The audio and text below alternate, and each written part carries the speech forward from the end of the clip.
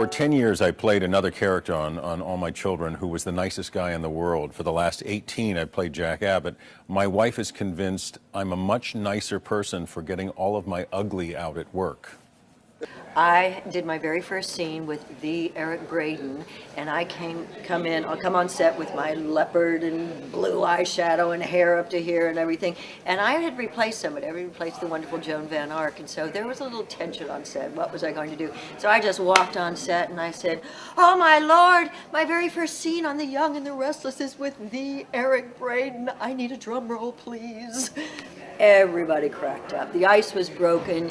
Eric and I did our scenes, and at the end he goes, "You're very good. You're very, very good. Miss Chapman needs a drum roll, please."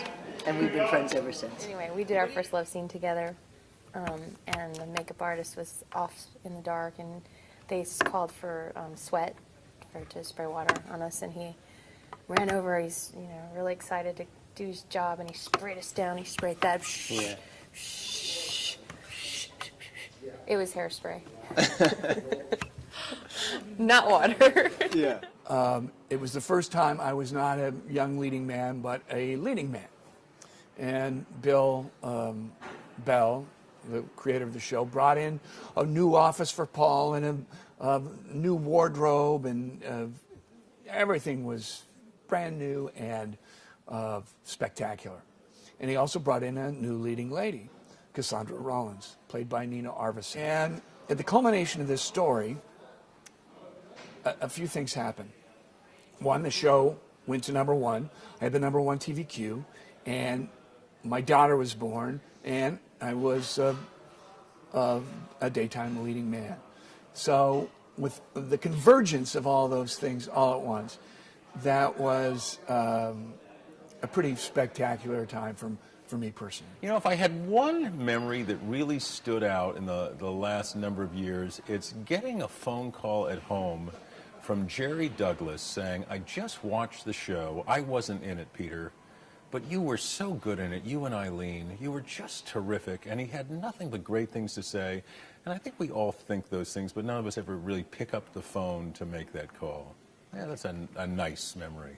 We were at essentially a personal appearance on the island of Antigua, and two different incidents. One was about 700 children stormed a building that we were in because they were such huge fans of the show. And when they found out that we were there in Antigua, they raced and just bombarded the stage, and literally we had to be kind of carried out by escorts, by security. Josh and I have a game, okay? And I'm going to say it out loud because we keep it to ourselves, but sometimes we pick a word, and the first person to use that word in the scene wins. And you have to use it in the scene, but it has to work. You can't just go helicopter, you know. It has to work so no one would know. And we did this so many times. We did it through scenes where I had to cry during the trial. Like one time, what was it? Note. The word was note. Yeah. And I hugged Michael Grossaday, and it was after they found Phyllis guilty, right? And I hug, and I say, and I'm supposed to say, "Oh, I'm so sorry, I'm so sorry." And I say, "Maybe we can do something." And Josh was sitting right behind Graz, and I hug Graz, and I'm like, "Maybe we can write a note. Maybe we can write a note to the judge." And I see Josh go like this, and I almost lost it. Kind of laughing and goofing around with the crew and with the other actors and actresses, and you know, we just seem to have a really good time together, and I think that's one of the reasons why we're so successful, is everybody really enjoys being around each other. We work hard to achieve this goal of being the #1 show, but we have a great time doing it, and at the end of the day, that's why I keep doing it. I come to work every single day and laugh all day long, and for me, that's important.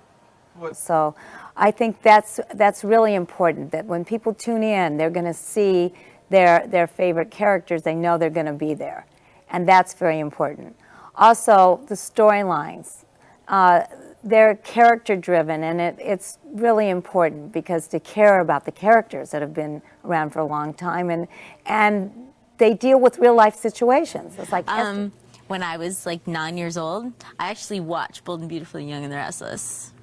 Oh my Because God. my mom's secretary watched them, and my mom said I wasn't allowed to, so that's the only Of thing I course, wanted to do. yeah, of I was course. like sneaking in. If it were your anniversary, what anniversary would you prefer it to be?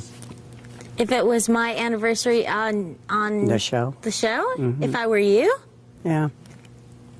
dude, I'd be damn happy. It's 35. Yeah. Happy 35th anniversary, Y&R. Happy anniversary, Young and the Restless, for 35 very happy years.